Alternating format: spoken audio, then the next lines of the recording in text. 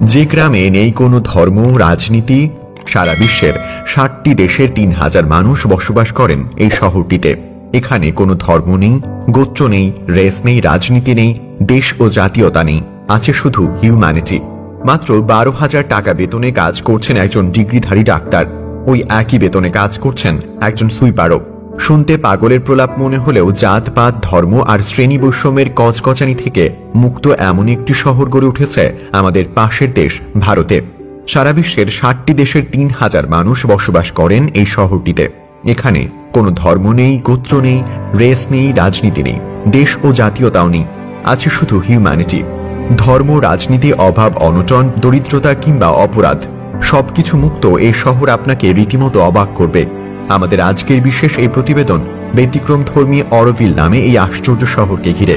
John Lennon তার imagine গানে যে নতুন এক পৃথিবীর কথা বলেছিলেন, তামিলনাড়ুর ভিলুপুরাম জেলে অবস্থিত অরোভিল শহরে নিয়মকানুন শুনে মনে হবে জন লেনন যেন অরোভিলের কথায় তার গানে নিয়েছেন। 1926 সালে রাজনীতি, অর্থনীতি আর ধর্মকর্ম থেকে মুক্ত একটি শহরের স্বপ্ন দেখেছিলেন একজন বাঙালি যার নাম অরবিন্দ ঘোষ।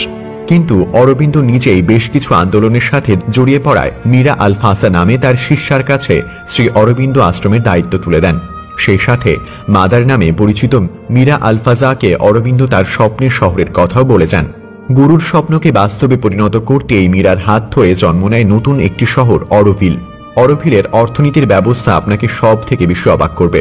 তবে তার আগে এর গোড়াপত্তন সম্পর্কে জেনে নেওয়া যাক। 1968 সালে গোটা বিশ্বের 124টি দেশ থেকে প্রায় 5000 মানুষ উপস্থিত হয় অরোভিল শহরের উদ্বোধনে। কেন অরোভিল সবার কাছে স্বপ্নের শহর?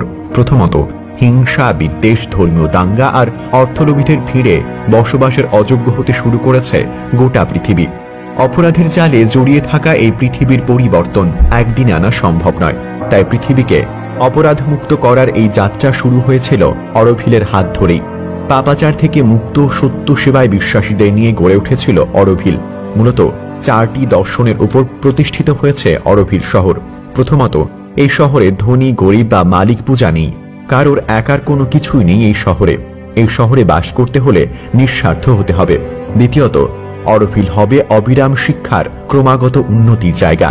তৃতীয়ত, অরোভিল পরিচিত হবে শারীরিক ও আধ্যাত্মিক গবেষণার স্থান হিসেবে। আর সর্বশেষ, দর্শন হচ্ছে উদ্ভাবন শক্তিকে কাজে লাগিয়ে তালে তাল মিলিয়ে চলতে হবে ভবিষ্যতের দিকে। এবার আসা যাক কিভাবে পরিচালিত হচ্ছে স্বপ্নের এই শহর অরোভিলের অর্থনীতি। শুরুতেই জানিয়ে রাখি, অরোভিলের টাকার কোনো প্রচলন নেই। টাকাহীন একটি শহরও একে বলা যেতে পারে। সেবার বিনিময়ে সেবা, এই নীতিতেই চলছে অরোভিলের অর্থনীতি।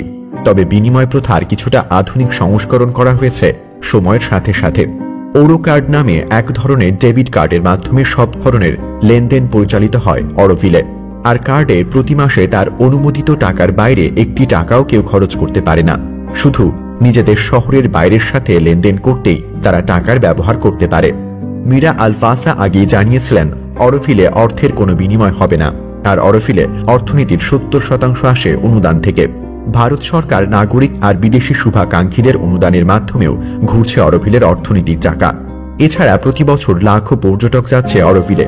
তবে শুধু অনুদানের উপর অরোভিল নির্ভরশীল নয়। প্রায় 40 রকমের শিল্পের সংস্থান রয়েছে শহরটিতে। অরোভিলবাসীর তৈরি পণ্য শুধু ভারতে না, রপ্তানি করা হচ্ছে বহু দেশেও। লেখক থেকে শুরু করে ডাক্তার, শিক্ষক, কৃষক, শিক্ষার্থী সহ প্রায় সকল পেশার মানুষ রয়েছেন কল্পনা রাজ্যের শহর অরোভিলে। বর্তমানে 60টি দেশের প্রায় 3000 মানুষের বসবাস এই শহরে।